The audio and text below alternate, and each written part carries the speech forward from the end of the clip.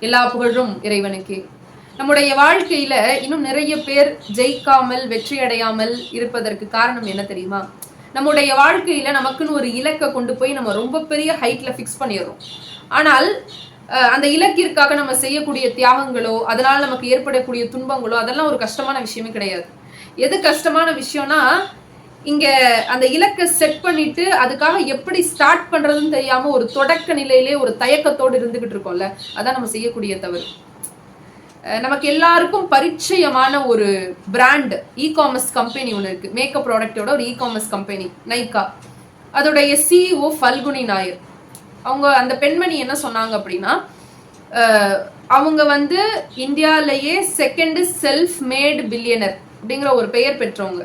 ஒரு சின்ன start up கம்பெனியா ஆரம்பிச்சு இன்றைக்கு $400 கோடி அதிபதியா இருக்காங்க. அப்போ இந்த வெற்றி எப்படி வந்தது அப்படின்னு அவங்க கிட்ட ஒரு பேட்டி எடுக்கும் பொழுது அவங்க ஒரு வார்த்தை சொன்னாங்க, think big and start small அப்படின்னு ஒரு வார்த்தை சொன்னாங்க. அதாவது நம்முடைய இலக்கு எவ்வளவு பெரிய இலக்காக இருந்தாலும் சரி, அதை அடைவதற்காக நம்முடைய தொடக்கம் இருக்குல்ல, எப்படி இதை ஆரம்பிக்கிறது, எப்படி ஆரம்பிச்சா நம்ம வெற்றி அடைய முடியும், அதை ஆரம்பிச்சா சரியா இருக்குமா, இப்படி ஆரம்பிச்சா அது கரெக்டான பாதையில போக முடியுமா அப்படிங்கிற ஒரு குழப்பத்திலே நம்ம ஆரம்பிக்காமலே வச்சிருக்கோம்ல. அப்படி இல்லை.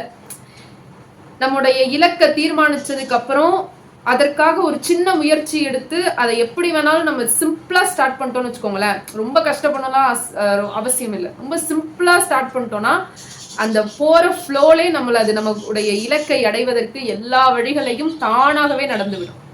சிந்தித்து பார்த்து செய்கையை மாற்றுவோம். நன்றி.